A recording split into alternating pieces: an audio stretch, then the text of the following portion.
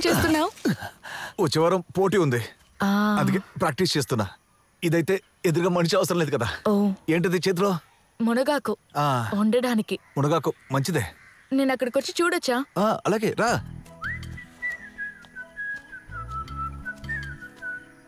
నువ్వు లాగుతావా? అయ్యో వద్దు. మీరిప్పుడు గెలుస్తున్నారు కదా, ఊర్లో అందరూ మాట్లాడుకుంటున్నారు. టీం సెట్ అయింది, కానీ కప్పు కొట్టాలి. తప్పకుండా. అవును, ఈరోజు స్కూల్ లేదా? లేదు, వచ్చే వారం నుంచి పిల్లలకి పరీక్షలున్నాయి. ఇప్పుడు స్టడీ లీవ్. అవును, ఏ క్లాస్ టీచర్ నువ్వు? 9, 10. ఇక్కడ ఇంట్లో కూడా ఉంది, కాబట్టి తీసుకో. పర్లేదు, ఇంట్లో ముగ్గురమే కదున్నాం, ఇది సరిపోతుంది. నేను వెళ్ళిరానా?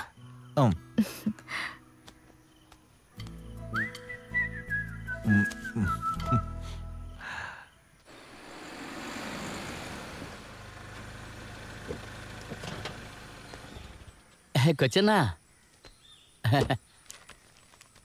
కూర్చోన్నా, కూర్చో.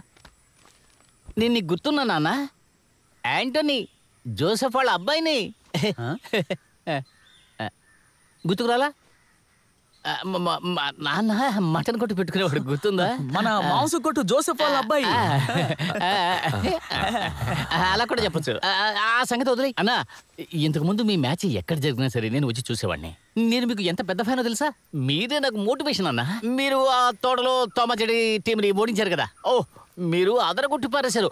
తలుచుకుంటే చూడన్నా, ఇప్పుడు కూడా రోమాలు నిక్కపరుచుకుంటున్నాయి. ఇప్పుడు జర్మనీలో ఉన్నాను, చిన్న చిన్న బిజినెస్లు చేసి అక్కడే సెటిల్ అయిపోయాను. ఈ మధ్య ఊరికి వచ్చినప్పుడు తెలిసింది మన అన్న కొత్తగా టీం సెట్ చేశారు అని. అన్నా, మీకు విషయం చెప్పాలి, నాకు మీ టీంని స్పాన్సర్ చేయాలని ఉందన్నా. మేము ఇప్పుడే మొదలు పెట్టాం, ఇంకా విజయాలు వరించలేదు. అయ్యో, మనం గెలుస్తాం, మన టీం టాప్ లో ఉంటుంది. మీ లాస్ట్ మ్యాచ్ నేను చూసానన్నా, ఒక విన్నింగ్ టీం మైండ్ సెట్ నాకు తెలుసు. మీ టీంని స్పాన్సర్ చేయడానికి 2 కారణాలు ఉన్నాయన్నా. అదే నేను చెప్పాను కదా, చిన్నప్పుడు నాకు ఉన్న ఒక ఆశ ఈ ఆహా టీంకి ఒక పార్ట్గా ఉండాలని. ఇంకో విషయం, ఇతను నా గురించి చెప్పాడు కదా, ఇప్పుడు కూడా మా నాన్న పేరు చెప్తే అందరూ నన్ను గుర్తుపడతారు, మాంసకోటి యాంటనీ. అది వినడానికి ఏం బాగాలేదన్నా, ఆ పేరు నేను మార్చేయాలి. ఉదాహరణకి చెప్పాలంటే Antony German. Antony German sponsor చేస్తున్నాడు ఆహా నెల్లూరుని. సూపర్ సూపర్ సూపర్ సూపర్, ఇది సూపర్. కొంచెం ఆలోచించి చెప్పనా. తర్వాత నాకు కోరిక కూడా ఉంది, మీరు ఎరుపు జెర్సీ వేసుకుని కోర్టు లోపలికి ఎంటర్ అవుతారు చూడండి, అది నేను మళ్ళీ చూడాలన్నా. ఆహా నీళ్ళు.